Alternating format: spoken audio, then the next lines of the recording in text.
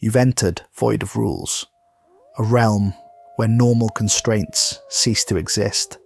But beware, traveller, there is one rule here. You've got to hit subscribe. Seriously, it's the only rule we have. We just reached 1,000 brave souls, and we're hunting for 9,000 more to complete our dark ritual. I mean, reach our next goal, so subscribe. Or don't. But remember, the void remembers those who defy the only rule. Now let's get into today's video.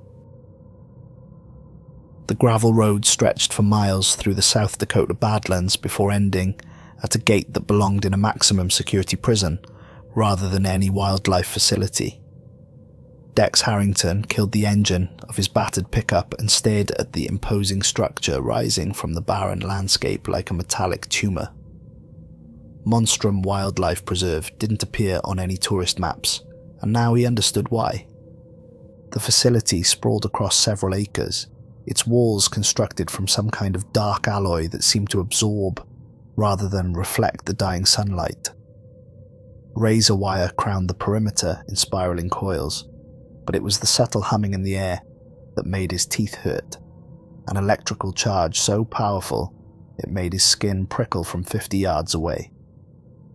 Dex adjusted his new security uniform, the polyester fabric already sticking to his back despite the October chill. At 29, he'd spent 5 years as a wildlife photographer, capturing everything from Wyoming's timber wolves to the elusive mountain cats of the Rockies. But a series of encounters with increasingly aggressive wildlife, combined with a lawsuit from a rancher who claimed Dex had attracted dangerous predators to his property, had forced him to seek more traditional employment. The job posting had been sparse: night security for specialized research facility. Must be comfortable working alone, previous experience with exotic animals preferred. Excellent benefits for qualified candidates. The salary had been triple what he'd expected, which should have been his first warning. As he approached the reinforced entrance, motion sensors triggered blindingly bright floodlights. A voice crackled through hidden speakers. "State your name and business." Dex Harrington, new night security. The massive steel doors began to part with a hydraulic hiss that seemed to go on forever. Beyond the threshold, a woman emerged from the shadows. She appeared to be in her late 40s, with prematurely grey hair pulled back in a severe bun and eyes that held the kind of bone-deep weariness that comes from witnessing things that shouldn't exist. "Vera Costello, day supervisor," she said, extending a calloused hand. Her grip was firm, but her fingers were ice-cold despite the insulated gloves she wore. "You're punctual. That's already better than most candidates." "Most candidates?" Vera's expression remained neutral as she led him through the entrance corridor. "We'll discuss that later. First, you need to understand what you've signed up for." The interior of the facility defied every expectation Dex had formed during his drive. Instead of the rustic buildings and naturalistic enclosures he'd anticipated, he found himself in a complex that resembled a fusion of laboratory and fortress. The corridors stretched endlessly in both directions, their walls lined with ballistic glass, viewing panels thick enough to stop armor-piercing rounds. But it was the sounds that made his stomach clench. From beyond the reinforced barriers came a symphony of nightmares. Bone-deep howls that seemed to vibrate through the concrete itself, mechanical clicking like typewriter keys, operated by arthritic fingers, rhythmic scratching that suggested claws the size of garden tools, and underneath it all, something that resembled human sobbing, but distorted in a way that made every instinct scream at him to run. "What exactly do you keep here?" Dex asked, trying to peer through one of the darkened observation windows. "Anomalous, biological entities," Vera replied, her tone suggesting this was a practiced response. "Government contract, everything classified above your clearance level. Everything you need to know for survival is contained in the protocols." They passed more viewing panels, each emanating different disturbing sounds. From one came a low, subsonic rumbling that made his ribcage vibrate. Another produced a sound like wet leather being torn. repeated at precise intervals. A third emitted what could only be described as laughter, but pitched too low for human vocal cords and lasting far too long for human lungs. The previous night guard, Dex ventured as they walked. Why did he leave? Vera stopped so abruptly that Dex nearly collided with her. She turned to face him, and in the harsh fluorescent lighting, he could see lines of stress around her eyes that made her look older than her years. Flynn Kurowski lasted exactly 6 weeks and 2 days. He was a decorated Marine, 3 tours in Afghanistan, supposedly unshakable. By the end of his first week here, he was sleeping with every light in his apartment turned on. By week 3, he was popping anxiety medication like candy and jumping at his own shadow. By week 6, he submitted a formal request for transfer to anywhere else on Earth, and I quote, including active combat zones because they feel safer than this place. She resumed walking, but her pace had quickened. Flynn was the 7th guard we've hired in 18 months. The longest anyone has lasted was 3 months, and that poor bastard required 6 months of therapy afterwards. What happened to him? Rule violations, Vera said curtly. Multiple infractions that resulted in what the incident reports classify as psychological trauma with lasting effects. He still sends us Christmas cards from the private facility where he's receiving treatment. They reached the security command center, a cramped room that felt more like a bunker than an office. The walls were lined with monitors, displaying various containment areas, some showing empty-looking spaces while others revealed hints of movement, too strange or quick to properly identify. One screen displayed nothing but static, while another showed what appeared to be a perfectly normal suburban backyard, complete with white picket fence and garden gnomes. Vera handed him a leather binder that looked like it had seen decades of use. The cover was worn smooth, and the corners were reinforced with metal brackets. "These are your survival protocols," she said, and the emphasis she placed on the word survival made his mouth go dry. 31 rules developed through careful observation, extensive testing, and unfortunately trial and error. They are not suggestions. They are not guidelines meant to be interpreted creatively. They are the absolute difference between completing your shift and becoming another entry in our incident reports. Dex opened the binder and immediately understood why his predecessors had struggled. The rules were typed on paper that had yellowed with age, with handwritten additions, corrections, and amendment in various inks and handwriting styles. Some entries had been crossed out entirely, with new rules written in margins. Others were highlighted in different colours, suggesting varying levels of importance or danger.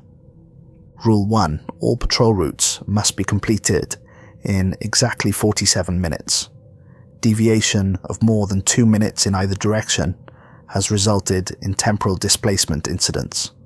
Guards who finish early report encountering future versions of contained entities.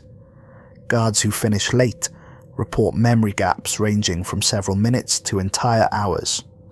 Rule 4. The mimic in Sector D will assume the appearance of someone significant to the observer after 11:30 p.m. Do not make eye contact. Do not listen to its vocalizations. Previous guards who violated this rule have reported identity confusion lasting weeks, including forgetting their own names and believing themselves to be the person the mimic portrayed. Rule 7. When approaching the bone collector in Sector H, maintain a steady walking pace and breathe only through your mouth. The entity can detect elevated heart rates and fear pheromones. Guard Patterson ignored this protocol and was found catatonic at his post, aged approximately 15 years overnight. Rule 12. The Skinwalker in Sector F requires fresh meat every 4 hours. Approach walking backwards. Never speak in its presence. It learns vocal patterns and has been documented using previous guards' voices to attempt communication with day staff. Recording equipment in that sector has captured conversations between the entity and guards who died months ago. Rule 18. If the Wraith in Containment Unit 9 begins manifesting during your patrol, immediately retreat to the designated safe zone and wait exactly 23 minutes. Do not attempt to observe the manifestation process.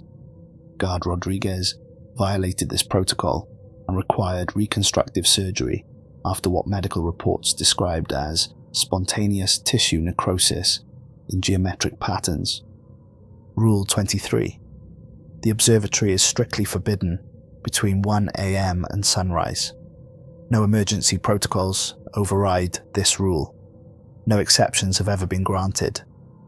Guard Chen attempted emergency access during a containment breach and was never found.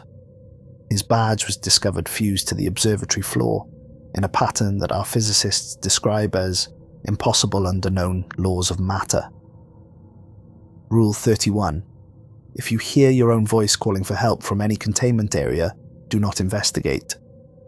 This is not you from an alternate timeline, nor is it you from the future warning of danger. It is the vocal mimic in Sector L testing new patterns. Guard Williams followed his own voice and was found 3 days later having aged 25 years and speaking only in languages that our linguists cannot identify.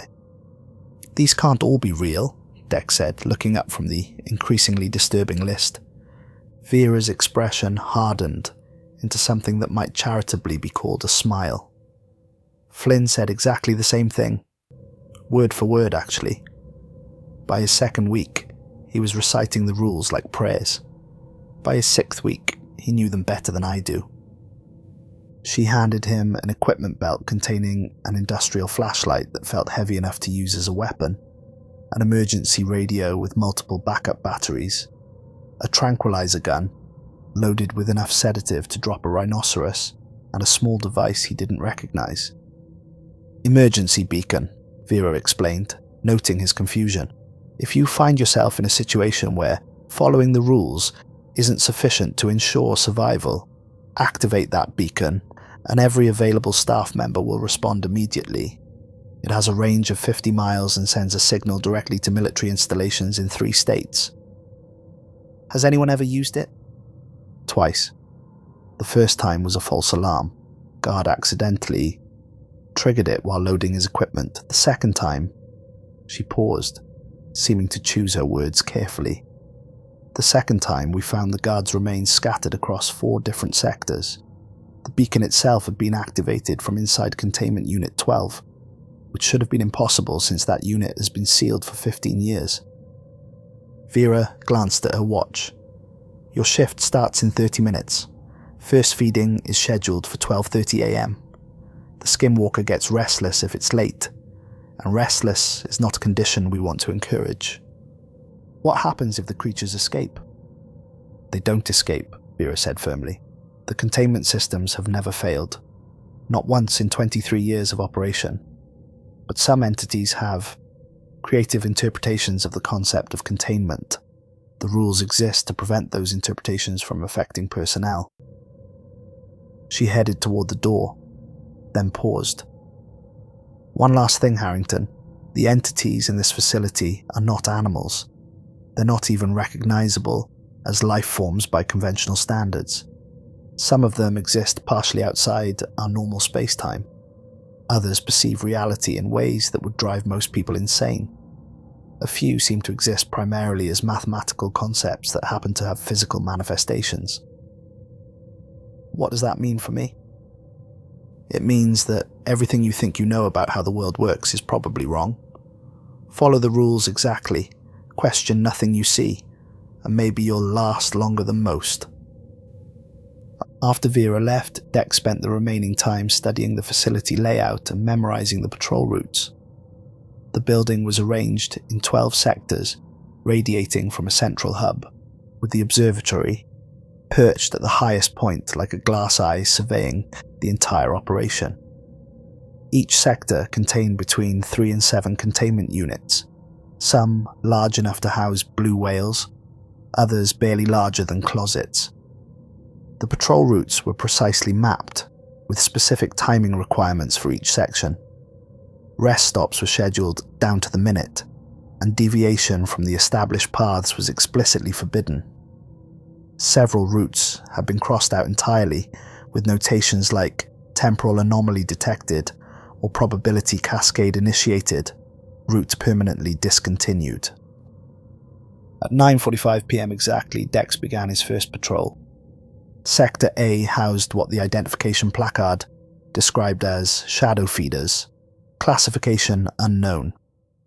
The containment area appeared empty, except for what looked like ordinary shadows cast by invisible objects, but as Dex watched, the shadows moved independently of any light source, stretching and contracting in patterns that hurt to follow with his eyes.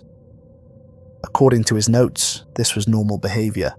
The shadows were feeding on the facility's electrical systems, slowly draining power in amounts so small that only the most sensitive instruments could detect the loss. Previous attempts to illuminate the containment area had resulted in the shadows becoming aggressively defensive, though the reports didn't specify what that meant. Sector B contained the Hellhounds that Vera had mentioned in passing. 3 massive creatures prowled behind reinforced glass, thick enough to stop artillery shells. They resembled wolves in the same way that tigers resemble house cats. Similar basic structure, but scaled up to nightmarish proportions. Their eyes glowed with an internal fire that left after images when Dex looked away, and steam rose from their nostrils with each breath. The creatures tracked his movement with disturbing intelligence, their heads turning in perfect synchronization as he passed. Their claws left gouges in the concrete floor, and he could hear the scraping sound even through the supposedly soundproof barriers. But it was their breathing that unnerved him most. Each exhalation produced visible heat distortion, and the condensation on the glass spelled out letters in languages he didn't recognize. According to his notes, this was also normal behavior. The Hellhounds were apparently trying to communicate, though no one had successfully translated their messages. Sector C housed the Crawler, origin unknown, purpose under investigation. The space appeared to be a natural cave system, complete with stalactites and underground pools. Dex initially thought the containment unit was empty, but movement in his peripheral vision drew his attention upward. A pale, elongated humanoid figure clung to the ceiling, its limbs twisted at angles that would shatter human bones. Its head rotated to follow him, the neck bending far beyond the limits of vertebrae. The creature's breathing was audible through the glass, a wet, rattling sound that seemed to come from multiple throats simultaneously. Following Rule 6, Dex maintained a steady walking pace and avoided sudden movements.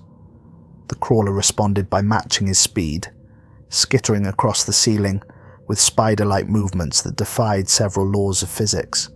Its joints bent in directions that shouldn't exist, and occasionally its limbs would seem to pass through solid rock without leaving marks. The first 3 sectors took exactly 15 minutes to complete, putting him ahead of schedule. He forced himself to slow down, remembering Rule 1's warning about temporal displacement. The last thing he needed was to encounter future versions of the entities he was supposed to be monitoring. Sectors D through F formed the heart of the facility, housing what his notes described as primary research subjects. These were the entities that required the most complex protocols and posed the greatest risks to personnel. Sector D contained the Mimic. The identification placard read, "Mimic, Leptiformis Imitatus, extreme caution required." The containment area had been designed to resemble a comfortable living space, complete with furniture, family photographs, and even a television playing static. But something about the proportions was wrong. The ceiling was too high, the furniture slightly too large, as if the entire space had been constructed by someone who had only heard descriptions of human homes. Standing in the center of the room was a figure that made Dex's blood freeze in his veins. It was his grandfather, not someone who resembled his grandfather. Not a close approximation, but Thomas Harrington, exactly as Dex remembered him from childhood visits. The The same weathered hands that had taught him to tie fishing knots. The same crooked smile that had comforted him after nightmares. The same flannel shirt he'd worn every weekend for 30 years. The figure pressed against the glass, gesturing frantically and mouthing words that Dex could almost understand. It pointed repeatedly at something behind him, its expression desperate and terrified. The resemblance was so perfect that Dex could see the small scar on his grandfather's left thumb from a fishing accident decades ago. Rule 4 echoed in his mind. Do not make eye contact. Do not listen to its vocalizations. But the urge to look directly at the figure was overwhelming. His grandfather had died 5 years ago, and seeing him again, even knowing it was some kind of imposter, triggered emotions he thought he'd processed through grief counseling. Dex forced himself to look at the floor and continue walking. Behind him, he heard his grandfather's voice calling his name, pleading for attention. The voice was perfect. Every inflection, every characteristic, rasp from 60 years of cigarettes. It knew things only his grandfather could have known, speaking about fishing trips they'd taken together, stories Dex had never shared with another living soul. "Dex, boy, you need to listen to me," the voice called. "There's something behind you, something that ain't supposed to be there. Look at me, son, just for a second." But Dex kept walking, his hands clenched into fists and his eyes fixed on the floor. The voice followed him for several minutes, growing increasingly desperate and angry, before finally fading to silence. When he finally looked back, the containment area appeared empty, except for the furniture. Sector E housed something called the probability engine, mathematical entity. Approach with extreme caution. The space was a perfect white cube with no visible features, except for a single black dot suspended in the exact center. But as Dex watched, the dot seemed to shift and change, sometimes appearing closer, sometimes farther away, occasionally seeming to exist in multiple locations simultaneously. His notes for this entity were more extensive than most. The probability engine exists as a living calculation, manipulating statistical outcomes within a limited radius. Its presence affects everything from equipment malfunctions to personnel behavior. Guards report unusual lucky or unlucky streaks while in proximity to this entity. Electronics fail or perform beyond specifications. Coin flips land on their edges. Dice refuse to stop rolling. Do not attempt to interact with the entity through mathematical problems or games of chance. Guard Peterson tried to test its abilities with a deck of cards and was found the next morning having aged backwards approximately 10 years. He retained no memory of his adult life and required extensive psychological rehabilitation to function in society.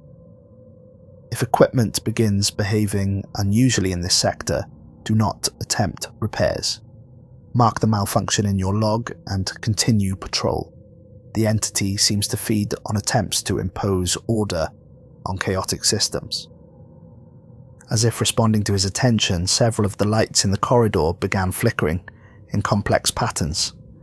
His radio crackled with static that almost sounded like speech, and his flashlight beam started refracting in ways that violated basic optics.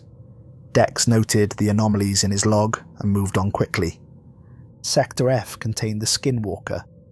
The identification placard was written in multiple languages, with warnings in red text that took up more space than the actual description.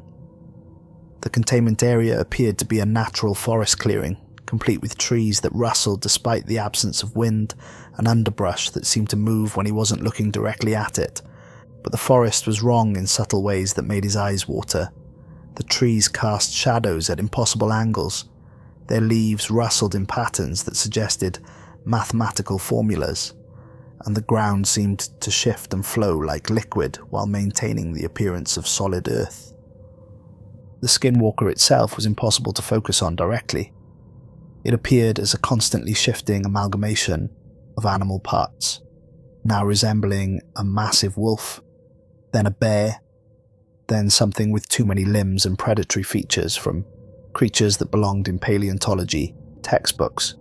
Its eyes, and there were far too many of them, tracked his movement with an intelligence that felt both ancient and alien. It was 12:25 a.m. feeding time.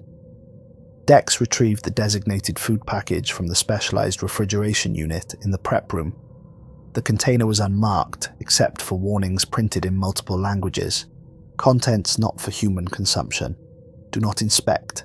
Handle with insulated gloves only. Disposal of unused portions requires hazmat protocols.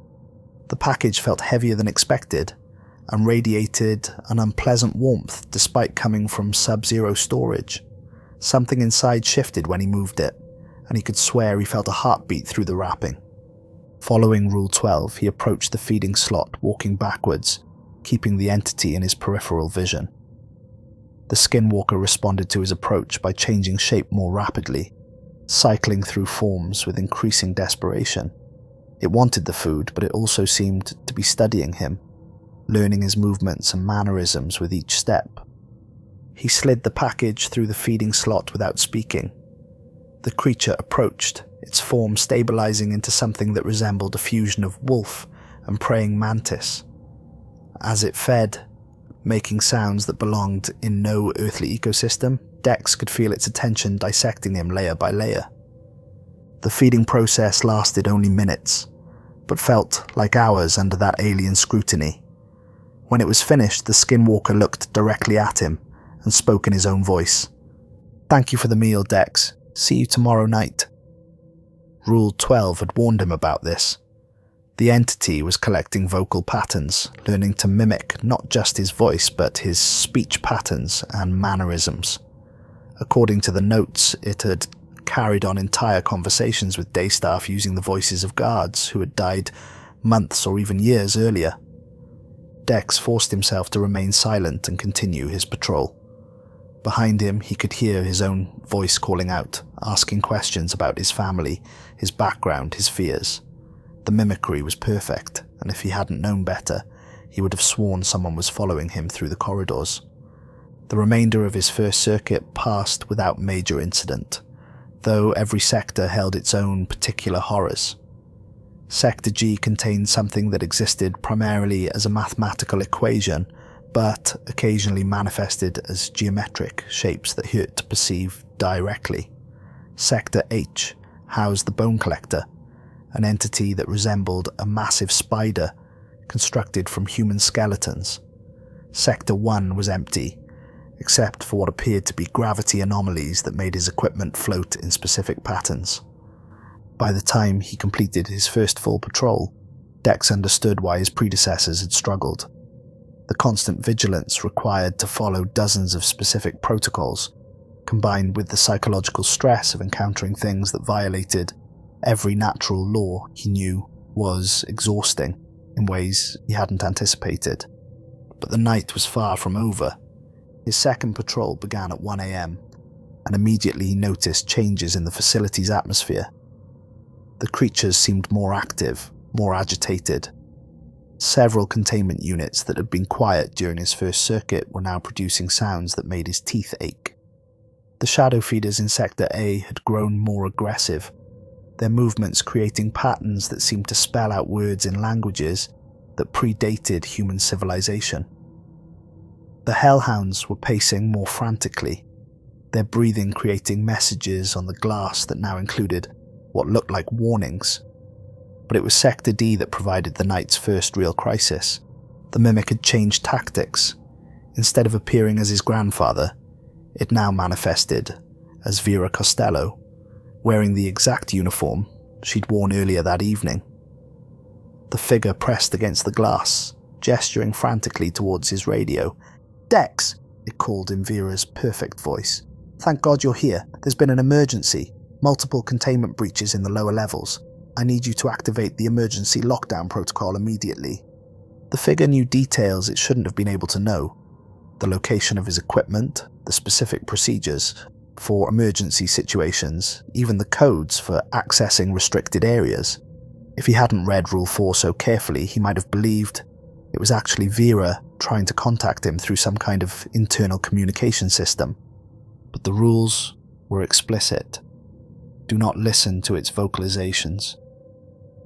Dex forced himself to continue walking, though every instinct screamed at him to respond to what appeared to be a legitimate emergency. The mimic's pleas grew more desperate, then angry, then threatening. It began describing in graphic detail what would happen to him if he failed to follow its instructions. "You're going to die in here, Dex," it said in Vera's voice. "All the previous guards died because they didn't listen when I tried to help them. The rules aren't meant to protect you. They're meant to protect the things in here from you." The psychological pressure was immense. The figure looked exactly like Vera, sounded exactly like her, and knew information that no imposter should have possessed. But Dex kept walking, his hands clenched so tightly his knuckles had gone white. The mimic's final gambit was the most disturbing. As he moved out of range, it shifted appearance one more time, becoming a perfect replica of himself. But this version of Dex was older, scarred, and wore a different uniform, one that suggested he'd been promoted to a higher position within the facility. "Don't make the same mistakes I made," it called in his own voice. "The rules aren't complete. There are things they don't tell you, things you need to know to survive. Come back and I'll explain everything." But Dex had read about this tactic in the incident reports. The mimic would sometimes claim to be future or alternate versions of guards, offering information that seemed crucial for survival. Every guard who had believed these claims had been found catatonic within days, having apparently aged decades overnight.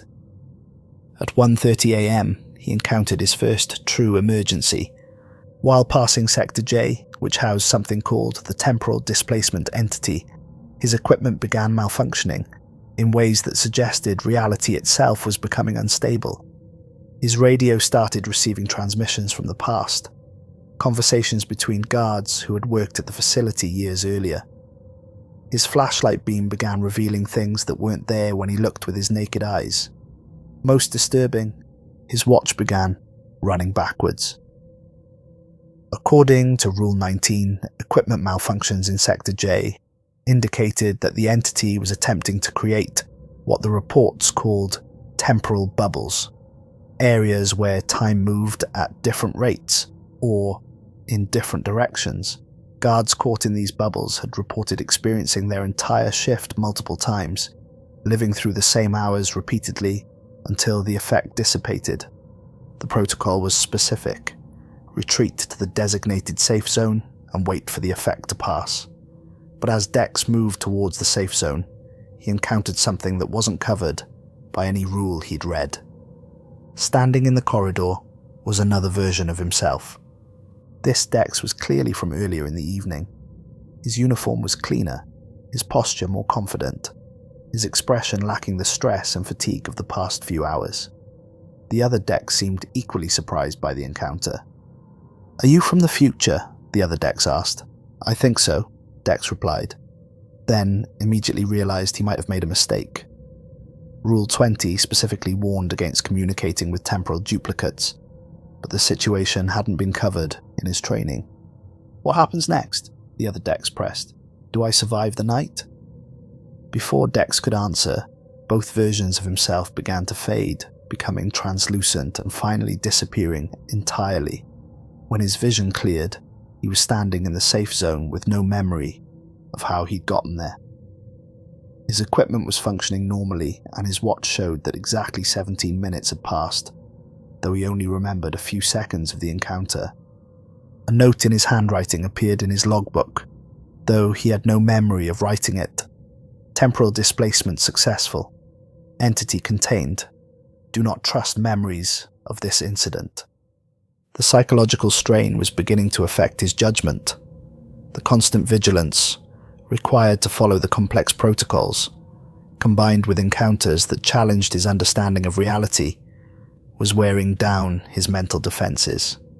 He found himself second-guessing every decision, questioning whether his memories of the evening were accurate, and struggling to distinguish between genuine emergencies and manifestations created by the entities.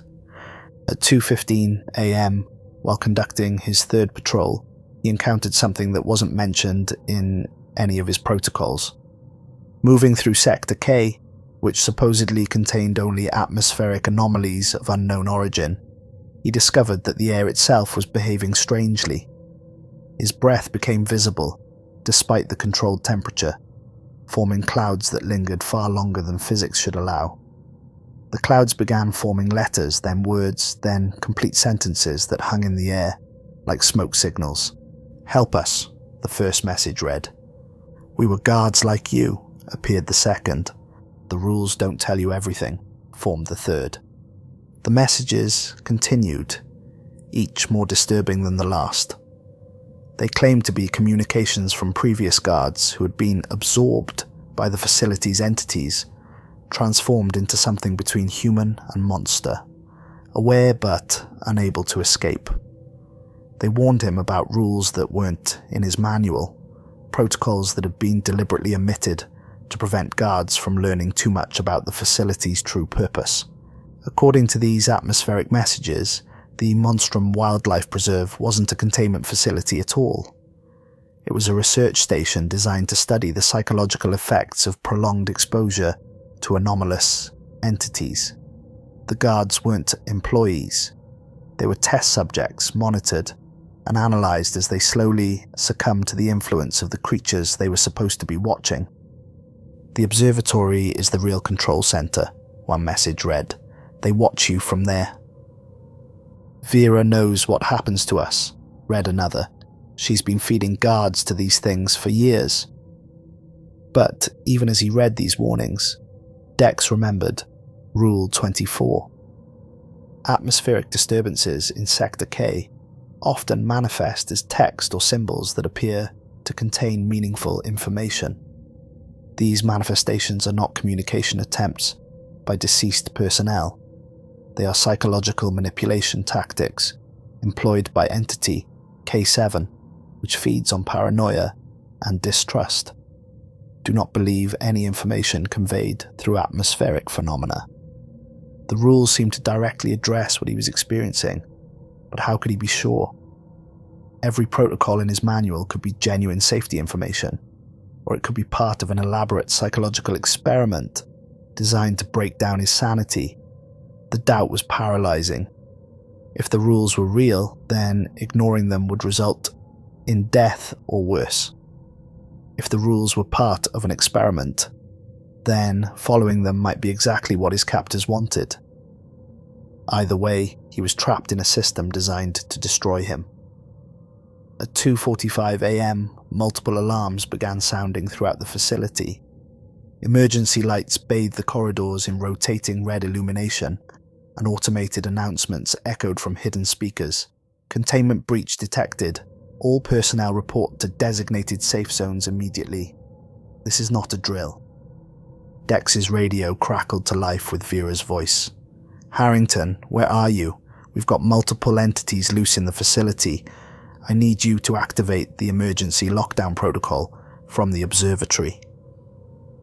But Rule 23 was absolute. The observatory is strictly forbidden between 1 a.m. and sunrise.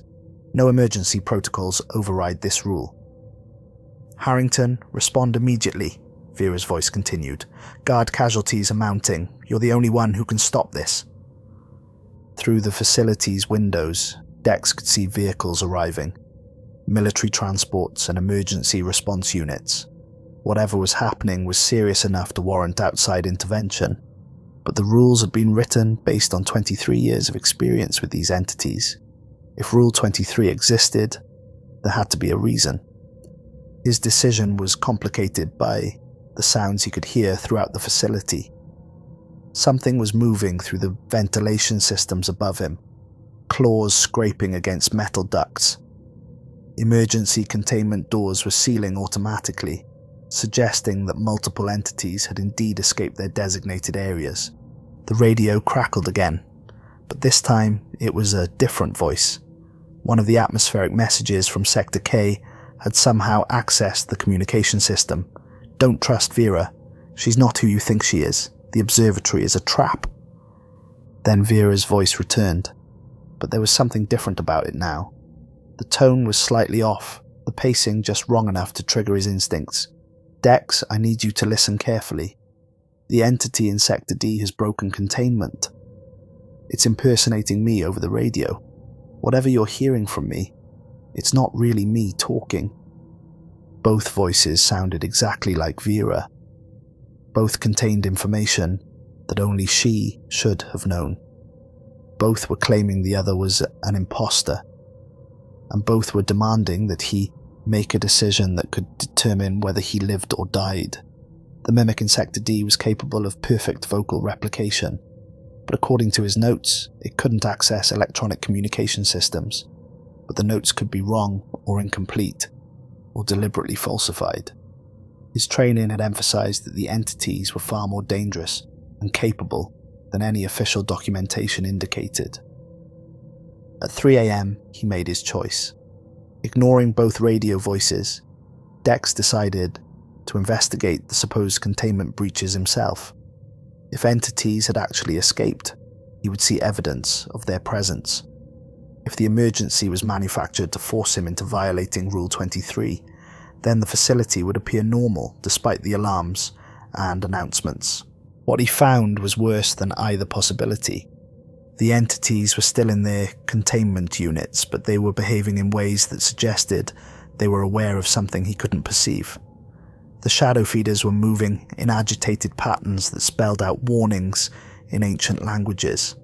The Hellhounds were howling in harmonies that created subsonic vibrations capable of shattering glass.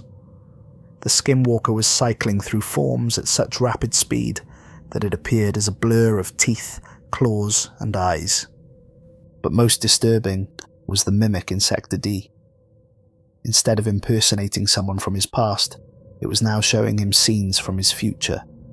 He saw himself in the observatory, older and wearing a different uniform. He saw versions of himself that had made different choices, some surviving their shifts, others meeting fates that made death seem more merciful. The entity seemed to be offering him a choice between multiple possible timelines, each with different risks and outcomes. In one timeline, he followed Rule 23 and survived the night, but was forever changed by what he experienced.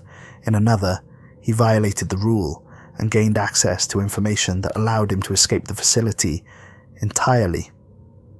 In a third, he discovered the truth about the preserve's purpose, but was killed to maintain secrecy. "Choose wisely," the mimic said in his own voice. "Not all futures are created equal." At 3:30 a.m, the decision was made for him. A genuine emergency struck the facility. Not a manufactured crisis designed to test his compliance, but a real malfunction that threatened the integrity of multiple containment systems. Power fluctuations caused by the earlier temporal displacement event had created a cascade failure in the facility's backup systems. Emergency lighting failed in several sectors, plunging areas containing some of the most dangerous entities into complete darkness. Climate control systems malfunctioned, causing temperature variations that could trigger aggressive behavior in creatures adapted to specific environmental conditions. Most critically, the electromagnetic barriers that supplemented the physical containment structures began failing intermittently. This was exactly the kind of situation that the emergency protocols were designed to address, but the protocols required access to override controls located in the observatory. Rule 23 had never been more relevant. The observatory is strictly forbidden between 1 a.m. and sunrise. No emergency protocols override this rule. But as Dex watched the facility systems failing around him, he faced a choice that transcended simple rule following. If he allowed the containment systems to fail completely, entities that posed threats to far more than just himself would be released into the surrounding area. The Badlands were sparsely populated, but there were towns within 50 miles of the facility. The radio crackled one more time, and this time the voice was different, older, wearier, but unmistakably human. "This is Dr. Edmund Thorne, Facility Director. If you can hear this transmission, you need to know that everything you've been told is a lie." The voice continued despite heavy static interference. "The rules exist not to protect you, but to ensure you never discover what we're really doing here. "You're not a security guard, Mr. Harrington. You're the latest in a series of test subjects designed to measure human psychological tolerance to anomalous entities." Dex felt his blood turn to ice. "The creatures you've been monitoring aren't contained specimens. They're monitoring you. Every violation of protocol, every moment of fear, every decision you make is being recorded and analysed. The observatory isn't forbidden to protect you from what's inside. It's forbidden to prevent you from seeing the research station that's been studying your every move." The transmission cut to static, then returned with a different voice. Younger. Desperate. "Don't listen to him. This is Guard Patterson from the previous shift. Thorn is one of the entities. He's been dead for 3 years. The real director is..." The radio died completely, leaving Dex in silence, broken only by the emergency alarms and the increasingly agitated sounds from the containment areas. Multiple possibilities raced through his mind, each more terrifying than the last. Either Dr. Thorn was telling the truth, and he was trapped in an elaborate psychological experiment, or something was impersonating the director to manipulate him into making fatal errors. The voice claiming to be Patterson could be genuine, a previous guard somehow still alive and trying to warn him, or it could be another manipulation tactic. But one fact remained constant: the containment systems were failing, and regardless of the facility's true purpose, releasing the entities would result in catastrophic consequences. At 3:45 a.m, Dex made the decision that would cost him his life. He headed for the observatory. The spiral staircase leading to the facility's highest point seemed to stretch on forever, each step echoing in the confined space like gunshots. Emergency lighting flickered intermittently, creating a strobing effect that made the stairs appear to shift and move. The sounds of chaos below grew muffled, but never completely disappeared. Something was definitely wrong throughout the facility, whether or not it was part of some elaborate test. As he climbed, Dex began to notice details that hadn't been visible during his initial tour. The walls were lined with viewing ports that looked down into the containment areas, suggesting the staircase itself was designed as an observation platform. Each window was equipped with recording equipment and monitoring devices that were clearly intended to observe not the entities but the guards as they conducted their patrols. Halfway up the staircase, he encountered something that confirmed his worst fears. A viewing port that looked directly down into the security command center where he'd spent the evening. The room was equipped with cameras and sensors he hadn't noticed, positioned to monitor every movement, every expression, every physiological response of whoever was stationed there. He was indeed a test subject, but the revelation only strengthened his resolve. Whether the facility was a legitimate containment operation or an elaborate psychological experiment, the entities were real and dangerous. He'd seen them, heard them, felt their alien intelligence, studying him throughout the night. Whatever the true purpose of Monstrum Wildlife Preserve, releasing those creatures into the outside world would be catastrophic.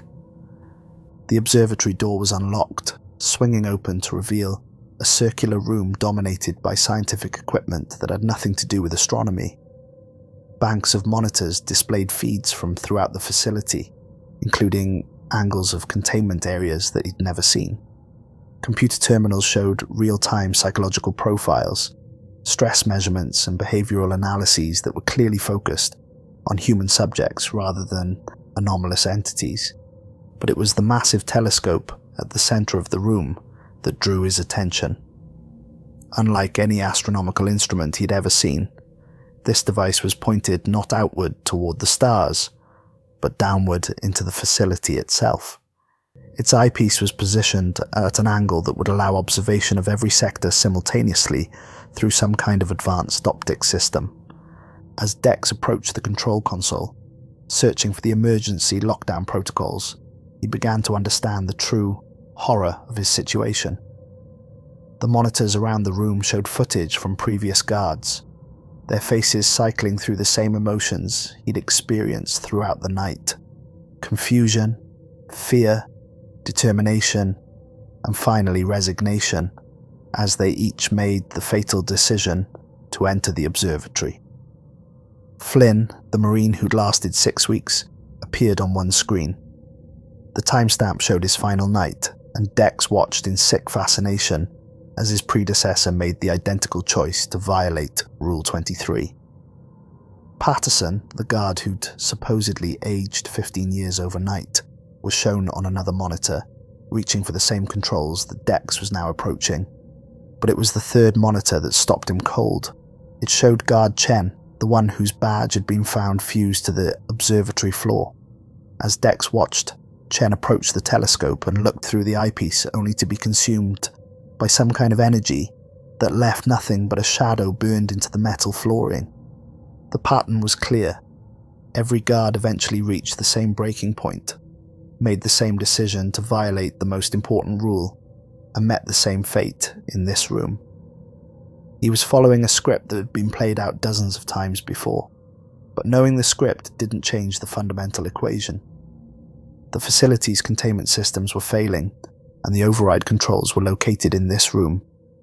He could follow the pattern and likely die, or he could abandon his post and allow potentially world-ending entities to escape containment.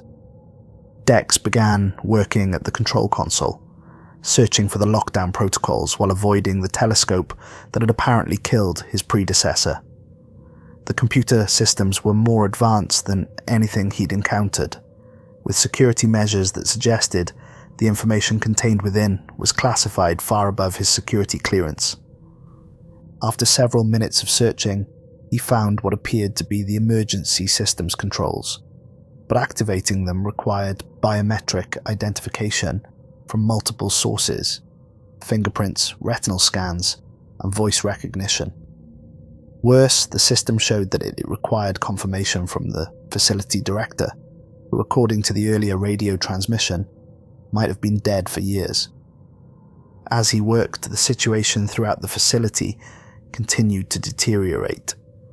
The monitors showed entities beginning to test their containment barriers, probing for weaknesses created by the system failures. The Skinwalker was shifting between forms that seemed designed specifically for escaping enclosed spaces. The shadow feeders were draining power at accelerated rates, causing cascading failures throughout the electrical grid. Most disturbing, the mimic in Sector D was no longer confined to its containment area. The cameras showed it moving through the facility corridors, wearing his face but clearly possessing knowledge of the building's layout that he didn't have. It was heading toward the observatory, and according to the timestamp, it would arrive within minutes. At 4:15 a.m., Dex made a discovery that changed everything. Hidden within the computer system's deepest directories, he found files that revealed the true nature of Monstrum Wildlife Preserve. The facility wasn't studying anomalous entities or testing human psychological responses. It was breeding them. The creatures contained within the facility were the offspring of something far more ancient and powerful, entities that existed in the spaces between dimensions, feeding on human consciousness and using human hosts to reproduce.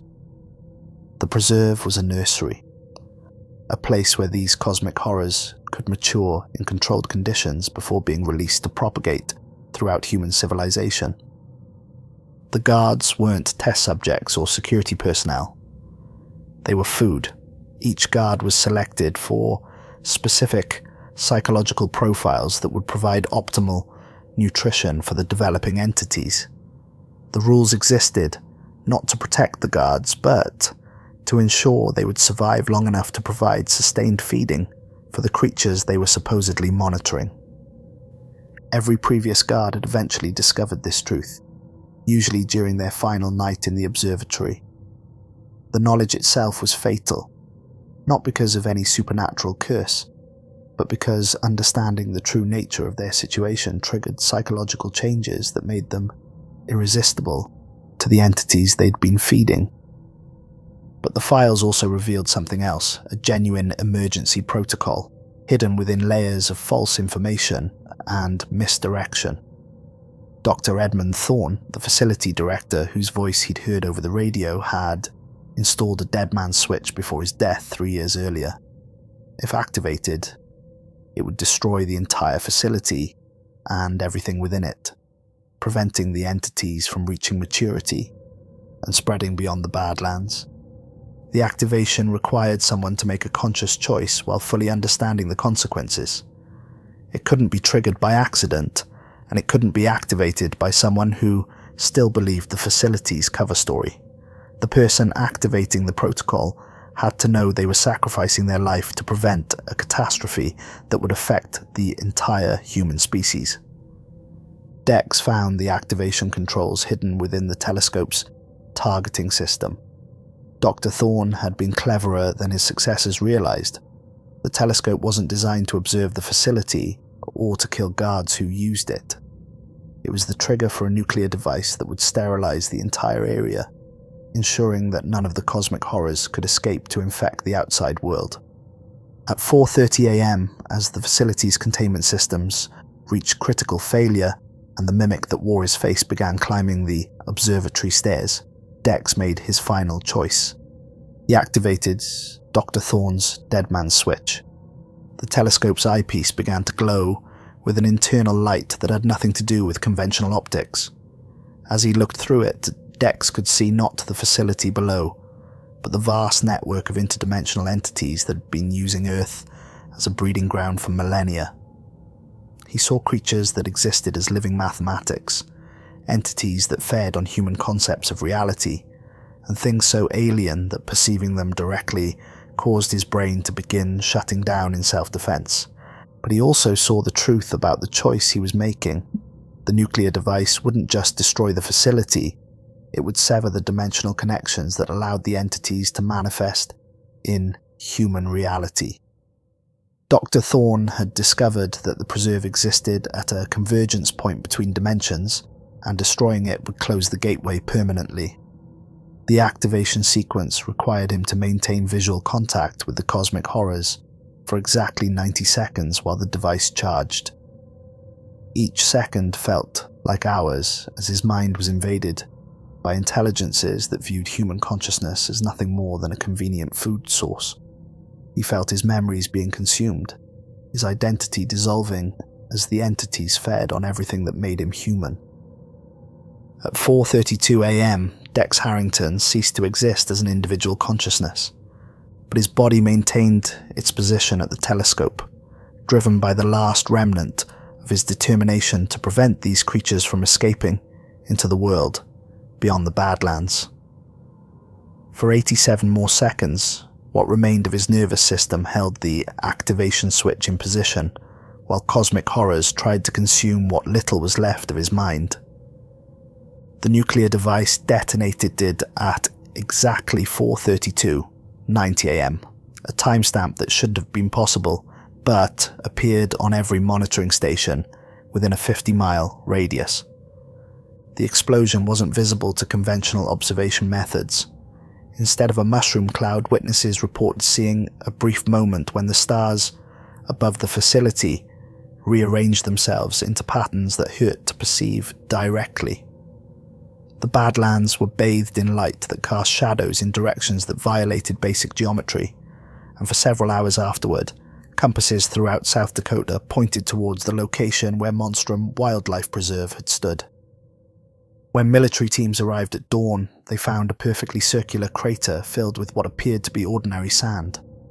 No radioactive contamination was detected, no structural debris remained, and no biological traces of the facility's former inhabitants could be found. The only evidence that anything had ever existed at the location was a single security badge, fused into a glass-like substance at the crater's exact center. The badge belonged to Dex Harrington, though official records showed no one by that name had ever been employed by any government facility in South Dakota. Dr. Edmund Thorne's personnel files were found in a locked filing cabinet in Washington, D.C., along with documents detailing 37 similar facilities operating throughout the United States. Each facility had been staffed by a series of guards who had supposedly quit or transferred to other positions. but whose employment records couldn't be verified through conventional channels. Within 6 months, all 37 facilities had been closed due to budget constraints, and their locations were reclassified as environmental research stations. The personnel who had worked at these sites were offered generous retirement packages and required to sign comprehensive non-disclosure agreements. Vera Costello was found in her apartment 2 days after the facility's destruction, having apparently died of natural causes in her sleep. Her final journal entry, dated the morning after Dex's shift, contained only one line. Rule 32. Some choices transcend individual survival. Thank you, Dex. The Badlands returned to their normal emptiness, populated only by prairie dogs, rattlesnakes, and the occasional tourist, seeking dramatic photographs of the stark landscape. Local newspapers ran a brief story about a government research facility being decommissioned, but no one seemed particularly interested in the details. But on certain nights, when the wind patterns are just right and the temperature drops below freezing, residents of the surrounding towns report hearing sounds that don't belong to any known wildlife. Children wake from nightmares about creatures with too many eyes, and adults find themselves avoiding the stretch of highway that passes closest to the crater. And sometimes, just sometimes, drivers passing through the area late at night report seeing a figure in a security uniform standing at the roadside, holding a flashlight, and gesturing for them to turn around and find another route home. They always follow his advice, because some rules are written in blood, and some warnings echo across the void between dimensions, and some sacrifices create protections that last long after the person who made them has been forgotten by everyone except the things that still hunger in the darkness beyond the stars. The crater where Monstrum Wildlife Preserve once stood remains empty, but it is not abandoned. Something watches over that space, ensuring that the gateway Dr. Thorne, sealed with nuclear fire, remains permanently closed. And in the depths of government archives, stored in climate-controlled vaults beneath facilities that don't appear on any public maps, new protocols are being written. Rules for handling cosmic horrors that breed in the spaces between dimensions. Guidelines for identifying humans whose psychological profiles make them suitable for feeding interdimensional parasites. Instructions for closing gateways that should never have been opened. Rule 1. Never underestimate human determination when faced with existential threats to the species. Rule 2. Some guards are more than just security personnel. They're the last line of defense against things that view humanity as livestock. Rule 3. When reality itself is at stake, individual survival becomes secondary to collective protection. But perhaps the most important rule, the one that supersedes all others, is written in a different kind of ink and signed with a different kind of authority. Rule 0. Remember Dex Harrington, who chose to become a guardian rather than a victim, and who proved that even cosmic horrors can be defeated by someone willing to pay the ultimate price for the protection of others. The Badlands keep their secrets, but they also keep their promises. And somewhere in the space between dimensions, where mathematical entities hunger for human consciousness and reality becomes negotiable, the echo of one man's final choice continues to hold a gateway closed against things that should never be allowed to touch our world. The price of that protection was everything Dex Harrington had ever been, or might have become. It was a bargain he made willingly, and one that continues to protect humanity from threats they will never know existed. Some rules are written to be broken, others are written in the blood of heroes who understand that some lines can never be crossed, no matter the cost. Dex Harrington learned the difference, and in learning it, he became something more than human. He became a story that cosmic horrors tell their offspring about the dangers of underestimating the species they thought they were breeding for food. The story ends not with death, but with transformation.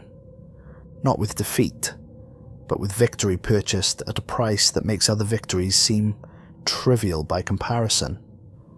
And not with an ending, but with a promise that some protections are eternal, maintained by those who chose to become more than they were, in order to ensure that others could remain exactly what they were meant to be: human, free, and forever protected by someone who decided that the rules meant nothing compared to the responsibility of standing guard against the dark.